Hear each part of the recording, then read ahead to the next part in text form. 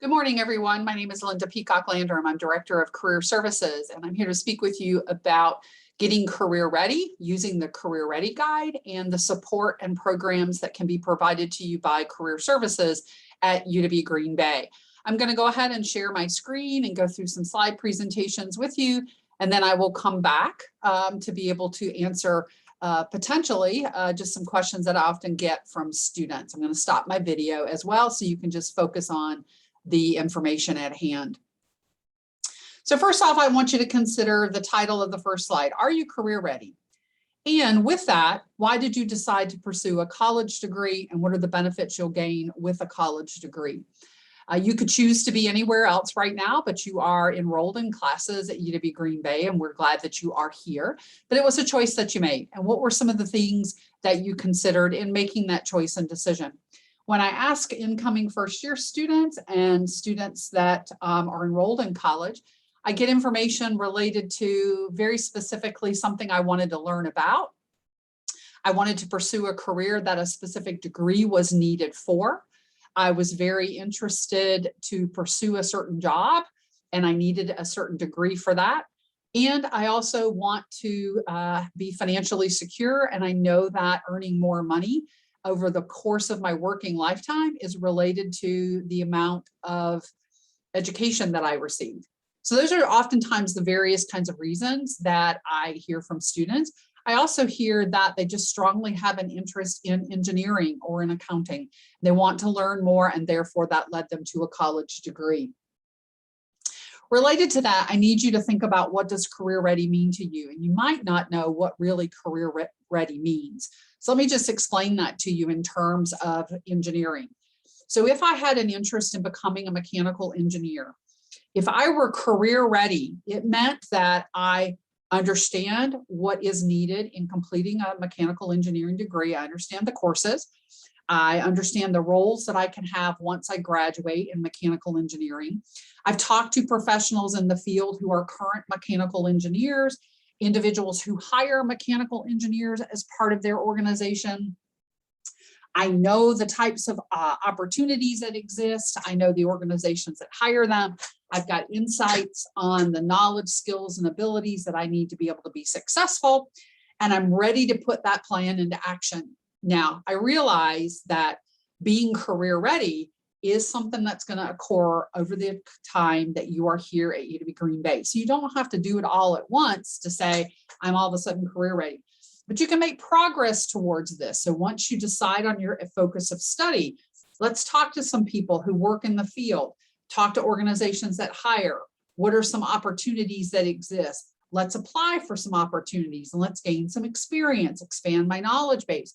And we're slowly making progress towards being career ready, okay? Related to that are specific career readiness competencies. There are 8 of them that have been identified by the National Association of Colleges and Employers, which we happen to be a member as UW Green Bay, and they have recently been updated. As you look at this list, I need you to think about the fact that these are core competencies that have been identified by organizations that hire entry-level professionals and what they feel are critical for them in order to be successful in their field. So I happen to think they're pretty self-explanatory in terms of professionalism, leadership, technology, communication, teamwork, etc. But you might find that you need additional information to expand on those. You can take a look at the link that I've provided in that quick overview video, but also, and more importantly, you're going to be completing the Career Ready Guide as part of your course. So thinking about one of those career readiness competencies is professionalism. And as you go through the guide, you're going to learn that there is a strong disconnect on professionalism. Recent college graduates feel that over 75% of them are sort of competent areas of professionalism, whereas employers who hire them say that they only feel like 43% are competent. So there's a huge disconnect. And why is there a disconnect? So it's important to not only learn about these 8 competencies, specifically professionalism, but making certain that you are letting other people aware of the fact that you understand the competencies, you're able to put them into place. So when you think about professionalism, it may be easier for you to consider what is something that is done that's unprofessional than it is to focus on something that is professional. But in a nutshell, it is basically everything that you do that interacts, that represents who you are as a working professional, how you communicate in person, via email, by phone, with clients, customers, colleagues, how you show up ready for the day, your attitude, your approach, your engagement, your preparedness, all of that emanates the fact that you are being professional. Now, I want you to consider what might influence organizations in making decisions about two different candidates. So let's say myself and your instructor were both competing for a job as a mechanical engineer. These would be candidate attributes that would be considered in making some choices about candidates, and they've ranked them on a scale of 1 to 5. Very clearly, the first two, what's important is to have experience, whether it's an internship or it's a related part-time job where you're gaining skills, knowledge, and abilities in the field. That's critical and most important. What's also there is having held a leadership position, and know that that's also one of those career readiness competencies. But I think leadership is oftentimes defined too narrowly. It's not just an elected position in an organization. You could be leading a class or course project. You could be serving as a tutor. You could be a mentor. You could be working as a trainer for an organization at McDonald's or at Walmart. You could be an RA on campus. You could be working in the union. You could be coaching or organizing a sports team of some kind, whether with a family member or potentially just a group of friends. So there's lots of different ways that you can exercise leadership. I do want to talk about the issue of GPA because you do see it here. I've recently had some students who have brought that to my attention because they didn't know that that was something that existed when they're graduating from college, that there could be a GPA requirement for certain things, and it can actually happen before that. So there could be a GPA requirement in order to apply for an internship program, in order to be hired within the organization. Certainly, you're going to see it as you approach graduation and you're applying to graduate and professional school, that there could be a minimum GPA that's there as well. Knowing that now a 3.0 or higher is ideal. Certainly that's a B average. So what does that mean for you? I don't know academically, is that high for you or is that low for you? But in you knowing that it's going to matter, you're able to work towards what you determine would be your own level of academic success based on GPA, so that you don't have to be concerned when you reach graduation that some opportunities will not be available to you. And then lastly, I just want to address the issue of the general work experience and the piece about has no work experience. Oftentimes students do a variety of different jobs putting themselves through school. You may have worked in retail, food service, skilled labor, landscaping, you've worked on a manufacturing floor, you've been a babysitter, childcare provider, and you may think that these roles have nothing to do what I'd like to do in terms of becoming a mechanical engineer or some other area in engineering and technology. But what you don't realize is those positions oftentimes are the foundation where you begin to establish those career readiness competencies. And it illustrates to people that you understand and know the value of work and showing up on time and being dependable. So don't omit those entries from your resume, just don't make it the forefront. What should be more critical is practical experience in your field. And then lastly, as you're building your resume, I want you to know what attributes are sought on resumes by those individuals who review them. So this is the percent of respondents who said they're looking for these specific attributes on a resume. Now, no, it may vary, especially as you get down towards this list, as they're not as important. But let me point out that if by chance a role that I'm being hired for is a bilingual position that does require me to have fluency in another language, you can bet that it's going to be very important for that particular role, but maybe not for other positions for which I'm applying. So there is merit in making certain that your resume represents the position which it's being used for, so that that evidence of example, the fluency in the foreign language is going to be visible there on the resume. So this is an example of the Career Ready Guide. Once you become officially enrolled in it, your instructor is going to provide you with the URL for login through single sign-on at UW Green Bay using your UW Green Bay email address and your password to access the network on campus. You need to use the passcode that has been provided to you by your faculty member directly as it's provided. No spaces before or after. And when you are officially enrolled correctly, you're going to actually see that Career Ready Guide there as a course. and then you can click on the dashboard and you can proceed. If you access the Career Ready Guide and you don't see the blue box of indicating the Career Ready Guide and the current courses that you are enrolled, please reach out to me in Career Services and I can help that to get resolved with our vendor. This is just an overall list of things that we recommend that you do in Career Services to get career ready. I think it's pretty straightforward, self-explanatory, and I'd be happy to answer some questions if you might have those that you can send to me via email. There's some things that we encourage everybody to do and to revisit each year that they are a student at UW Green Bay. Specifically, I want you to use Handshake. You've got an account because you are degree-seeking students based on your UW Green Bay email address. Log in, look for the events, programs that we are offering through Career Services, jobs posted through student employment, internships, and postgraduate jobs that are going to help you to understand the knowledge, skills, and abilities needed to be successful in the field. Do not register, please, for a second account. If you struggle with login, please contact our office and we can assist you. If you've never logged in, it likely just means you need to set and confirm a password, specifically for Handshake. I also want to indicate too our annual recruitment events. Every semester, we have a job and internship fair that is in person and virtual. We also collaborate with other organizations in the state and the system on several other events, and I've listed those for you. So the only event remaining for fall semester is Internship Draft Day, which is a great way to find out about internships in engineering and technology because it's in partnership with the Northeast Wisconsin Manufacturers Alliance. And then look for our spring events that we will be having as noted at the end of February, the first part of March. When you're attending any type of recruitment event, attire is important.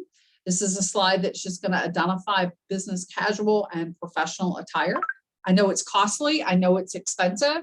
So I encourage you to think about shopping our career closet. It's free to you.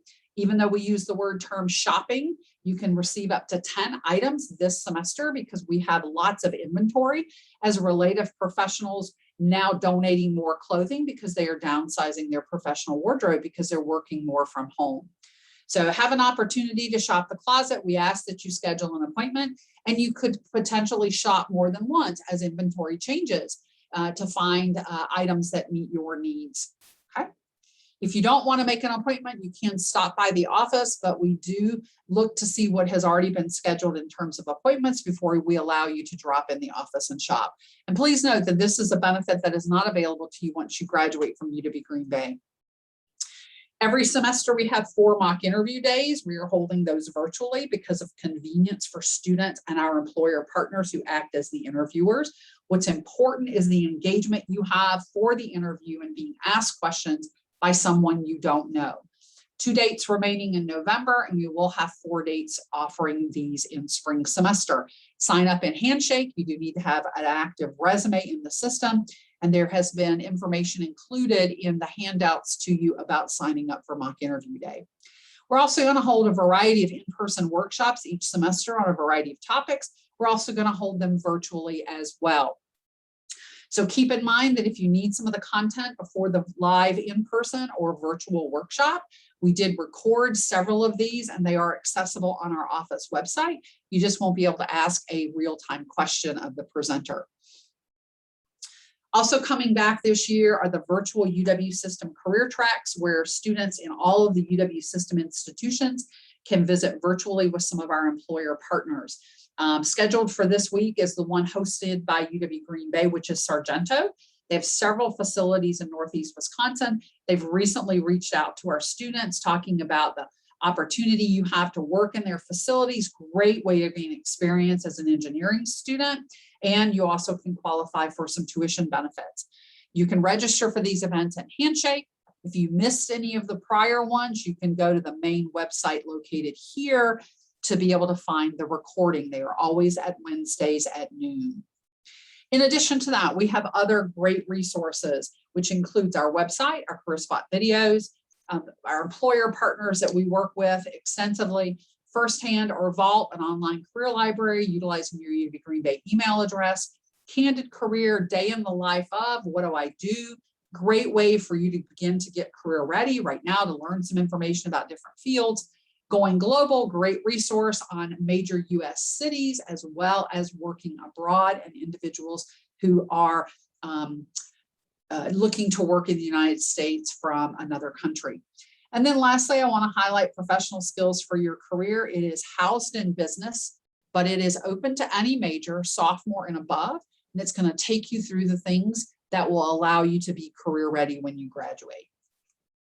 We've also recorded a variety of programs throughout the last couple of years that focus on key things that are important for you as a student, as well as those career readiness competencies. You can access those in the Resource Center of Handshake, and you've also been given an information guide about how to access that as well. And then lastly, providing a resume sometimes is not ideal in terms of sharing contact information. A business card is the best way to do that. People are still exchanging business cards, but in some cases they're not. You can use the image in your signature in email. You can download these from Handshake, update them for your contact information, make the image available, or make hard copies too. You can also create a business card and other avenues as well. Lastly, I've got a slide about questions that you might have. You can direct those to Career Services. You could direct them directly to me as Director of Career Services. We are open 7:45 to 4:30 Monday through Friday. We do offer drop-in hours. We are offering virtual and in-person appointments, and we are telling students that in some cases, a virtual appointment, particularly for help with Handshake, reviewing a resume or cover letter or personal statement for graduate school, those interactions are actually better in that format. Drop-in hours are offered in person, face-to-face, as well as virtual. You need to call the office if you want to connect during drop-in hours virtually. To find out, do you want us to call you on Teams or by phone, and to make sure that you are in the waiting queue, as we do serve students first come, first serve on a drop-in basis via our drop-in hours. So that's all that I wanted to share at this particular point. I'm going to stop sharing my screen. You're going to get a copy of these slides sent to you so you can review them, as well as the informational handouts that have been provided to your instructor, not only about the remaining events that we have for this semester, but also about accessing Handshake and utilizing the mock interview day program, and also just some other things as a recap for what we talked about here in terms of being career ready. So I hope you found this presentation helpful and beneficial to you. And the main thing is that we would like to just be able to work with you and see you as a student moving forward. So thank you very much. Hope to see you at some point, virtually or in person, utilizing the services we offer.